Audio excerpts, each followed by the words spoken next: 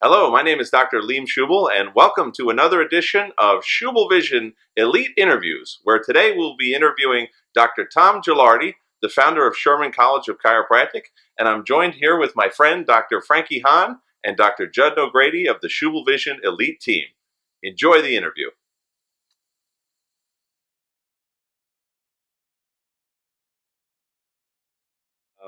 So let me ask you this. Why did Dr. Sherman go to Spartanburg, South Carolina, of all places? Okay. I think he wanted to retire to a better climate. Mm-hmm. And he liked the mountains. And so he had people on the West Coast saying, come on over to the West Coast mountains. Yeah. And, but Dr. Taylor in Spartanburg, his dad was a chiropractor. And he said, I sat on BJ's lap when I was a little kid. And he said, you had to know, he was always joking. Yeah. And he said, I sat on BJ, you gave BJ a hard time when I was a student. And so he persuaded Dr. Sherman. And Dr. Sherman says, these are really not mountains, they're really hills on the East Coast. They're mountains in the West. But he loved it, and he was heck glad that he came to there. But Earl Taylor talked him into it. Got it. Okay. Yeah. I don't know whether his daughter went to Converse. I don't know whether that was because he was moving there. Okay. Or whatever. It was an acting school, and she liked acting and so on. Now, I'm trying to think. Was B.J. Palmer still alive when Lyle went to Spartanburg, and did they have interaction with each other after he left, or what was the relationship that Lyle had with B.J., or do you know? I don't know, but he was alive certainly because I was still in school. Okay. And B.J. died several years later. Got it. Okay. After I graduated.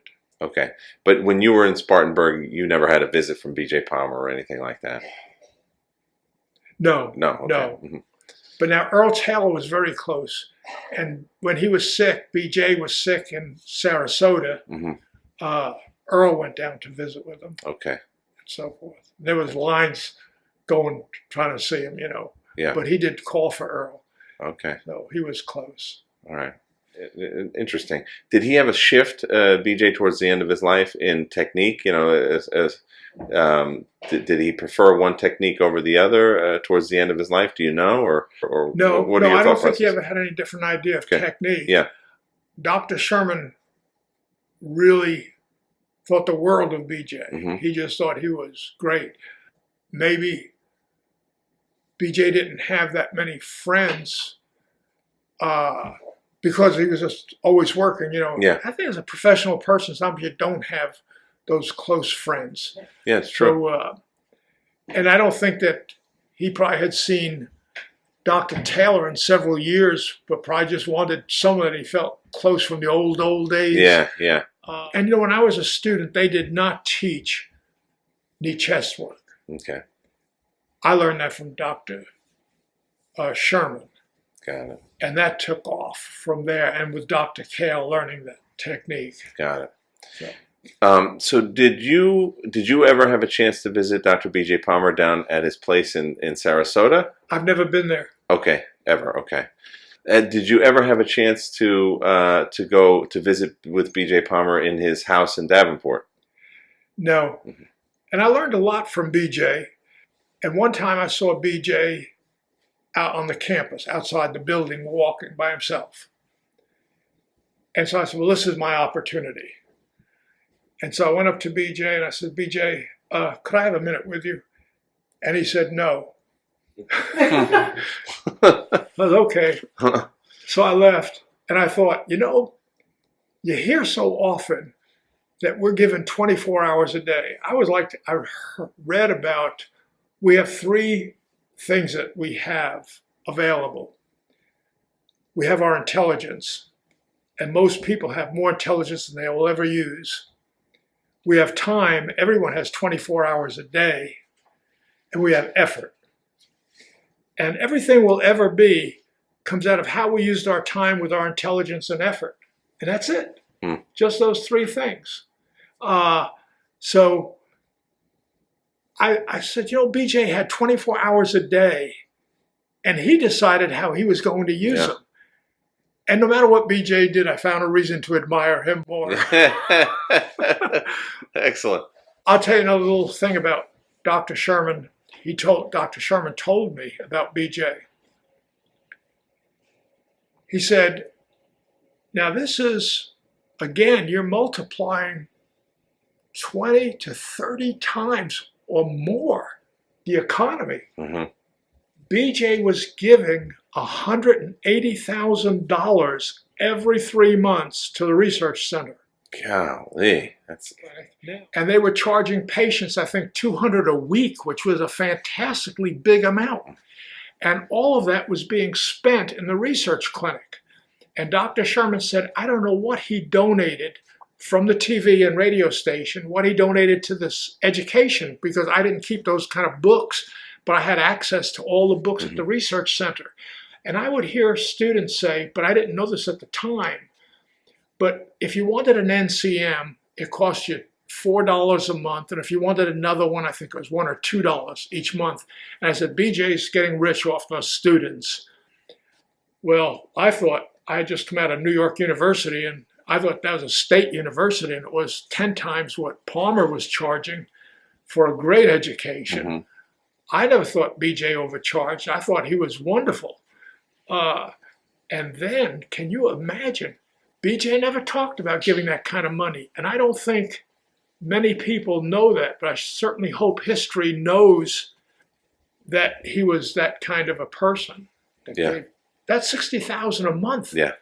I don't know. That'd be a lot for a lot of people today. It'd be several million That's a right. month. Yeah. Yeah. So he certainly reinvested back into chiropractic, something he didn't have to do. I mean, BJ financially would have never had to practice chiropractic, didn't even need the chiropractic college anymore. I mean, he could have lived his life on a beach somewhere, certainly, and never worked again in his life, for sure. But he worked as hard as he possibly could for chiropractic right up until the very end. But he was known. The book, I don't know if any of you have read it, Radio Salesmanship. Yeah. Fantastic book. But one time, made friends with this fellow. He was head of the news bureau for the Greenville TV station. And he would always go to lyceums and so on. I said, well, how did you learn about BJ? He said, in college, his book was a textbook of ours. Isn't that something? Yeah. Wow. And he says, from there, he says, I got interested in this man and went out to Lyceum, and I just loved what he was teaching out there. Yeah, okay. I mean, I learned a lot of chiropractic practice about being patient, giving the body time to change. I went through that experience myself as a patient, but as a practitioner, I wanted them to, miracles in every case. I learned a lot about ethics, because when things were going rough, the first couple of years, it was the Eisenhower recession. And the cotton mills were only working a couple of days a week. So, but Dr. Sherman always said, just keep doing what you're doing, and it works out, and it did. Okay, so let's talk about Sherman College. When did you decide that there needed to be a Sherman College? It was when I was a student at Palmer. And my reason for starting Sherman changed. But my reason at Palmer was that compared to the university, it was a very tough curriculum. And at Palmer, the curriculum was not that tough. The faculty would get off on tangents, and they were interesting tangents, mostly about patients or philosophy and so on. But I had counted how many class hours, how many laboratory hours, and so on, and broke it into the tuition I was paying. And I knew exactly when they had 1 hour of nonsense or 30 minutes of nonsense or start a class late or ended early, that I had paid for something I didn't get. Very interesting. Wow, as a student. Oh, I was very strict at Sherman College about that. Oh, okay. Now, when BJ lectured, he had a big watch. And at the appointed hour, he'd close the door and you could be running down the hall. But if you Okay. weren't in there, you weren't in there. So that was BJ, and I like that about BJ. So anyway, in time, all of the colleges improved the quality of education. That was just something that was happening, and it became more professional. And the education, it was a good education. I liked my education, but it could have been better. And I thought, if I were king, I'd do it my way. Got it. And so that was on my mind. But then I went to this in Spartanburg. The closest college was either New York, Chicago, Davenport, or Dallas. Okay. And so on, or Houston, someplace in Texas. So I said, this area needs a college. And my goal, the mission statement I wrote as a senior student, we were all asked to write a mission statement. And mine was to bring an affordable, competent chiropractic service to as many people as possible. Mm-hmm. And when I didn't say chiropractic, I said an adjusting service to as many people as possible. And that has always been on my mind. So I still had the idea of a college. I didn't realize there was such a split between the straights and the mixers. And when I came out and I saw what was happening, even within the straight movement, within the ICA, I said, we've got to really do this. So I made my decision at that time. And then we had 5 children. I have 5 children. And they all had a private school education, because I just believe in education. And the best education you could get. Their tuition was then, and it is now, in Spartanburg. Spartanburg Day School is higher than Sherman's tuition. Wow. So it was, with 5 children in school, it was something. But with every patient paying just what they could afford, and I would work even 7 days a week, I would work long hours. Not because I needed the money, I just loved chiropractic. And I didn't know, I never learned, didn't participate in athletics. I didn't play golf. I didn't do anything like that. And so nature tried to steered me into, I loved chiropractic. It was like golf to me. And plus you get a lot of credit that really nature gets them well, and the chiropractor gets the credit. Sure. So you're kind of a star till you go home. And I used to kid Betty about home was where you go when you're tired of being nice to people.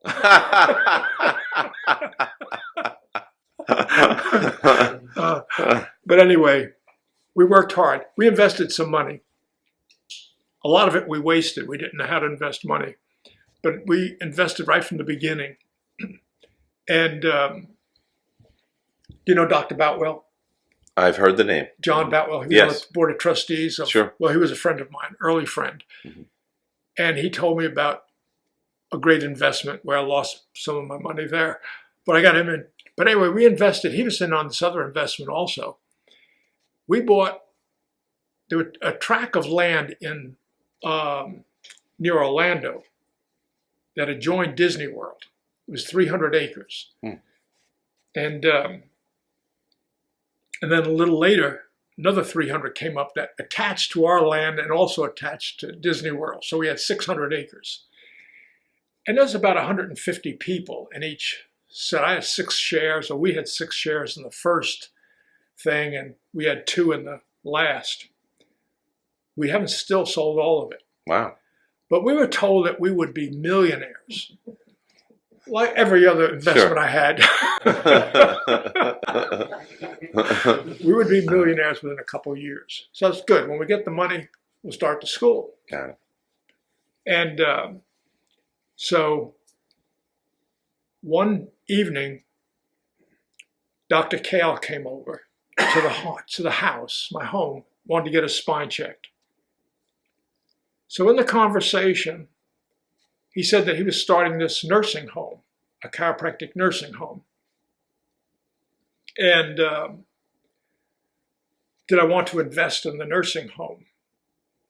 Well, I asked him, was it, for the good of chiropractic, or was it just his own private income thing? And he said, it's his own private income thing, or for the people who own stock in it. No, as a stock, I'm not really interested in it. If it was help chiropractic, I could think about it. So then I told him my dream was to have this chiropractic college. And I said, just in a year or so, I'm going to get this $1 million or several million, and we'll get going on the college. I have a person that puts together packages of investors. And then in a year or two, you could pay off these investors and you could have your college. So he took me to the person, and the person said, yes, here's all the different kind of investments we've done. And he had pictures all over his walls.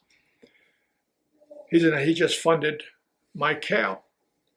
So I said, okay, good. It's going to take me a couple of months to get this thing together. There's no doubt I'll have it for you.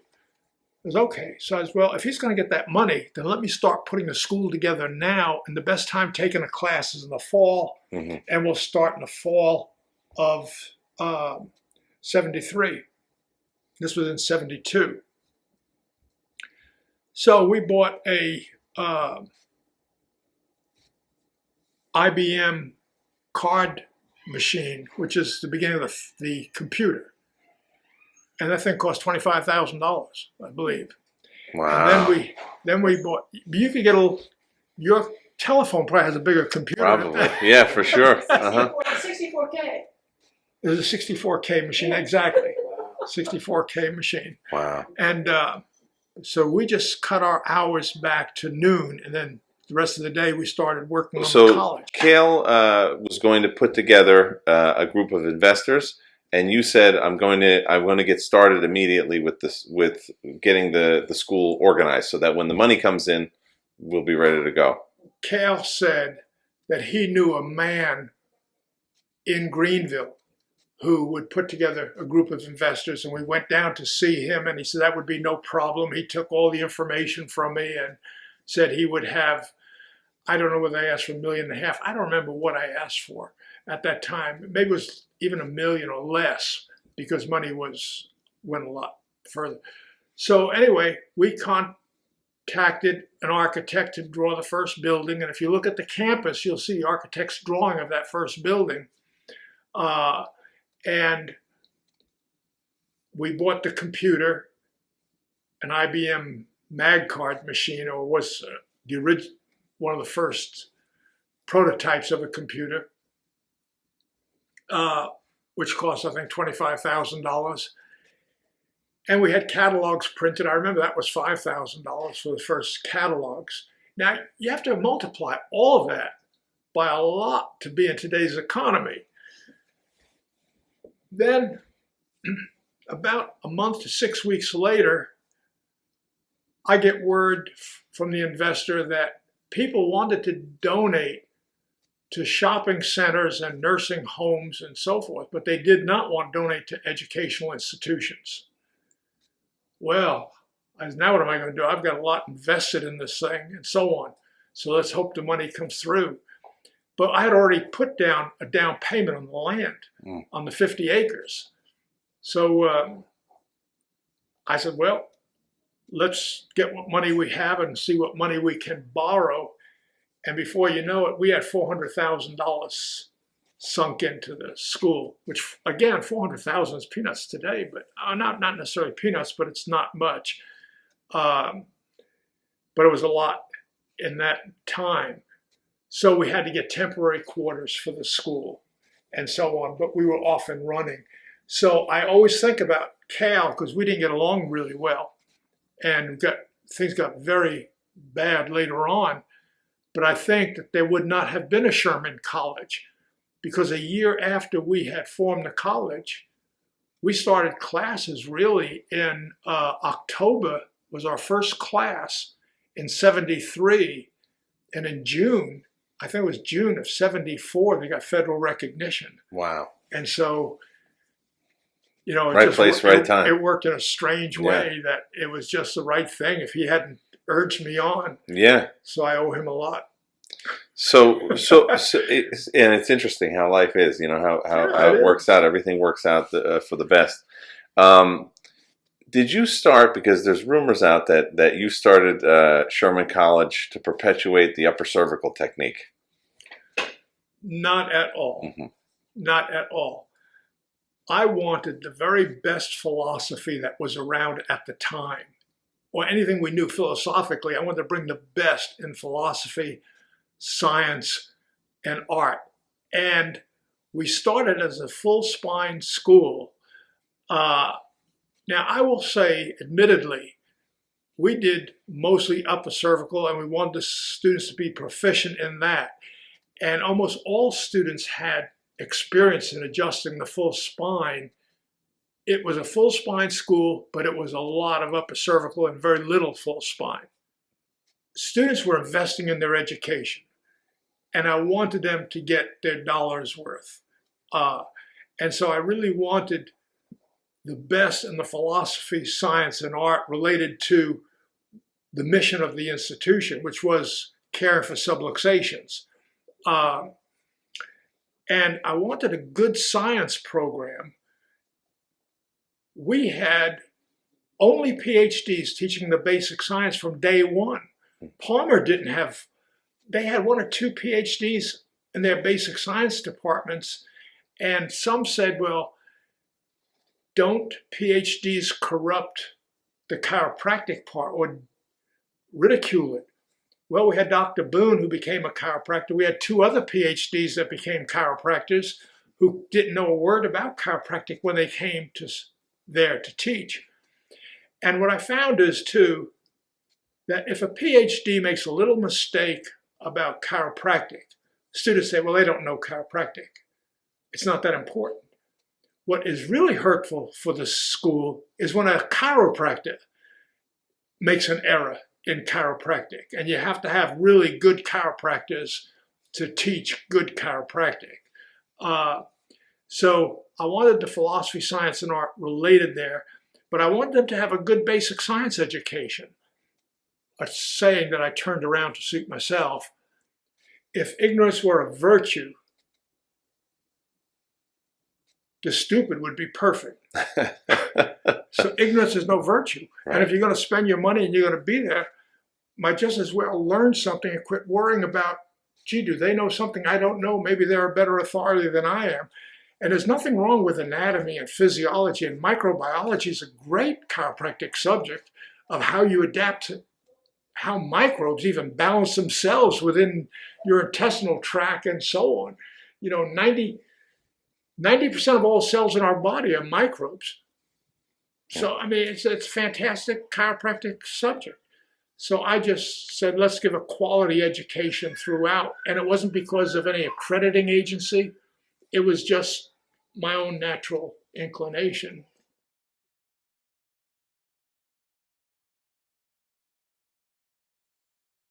Well, we hope you enjoyed that interview with the founder of Sherman College, Dr. Thom Gelardi. This is Dr. Liam Schubel signing off with my good friends Dr. Frankie Hahn and Dr. Judd Nogrady. And we'll see you next time on the Schubel Vision Elite exclusive interview.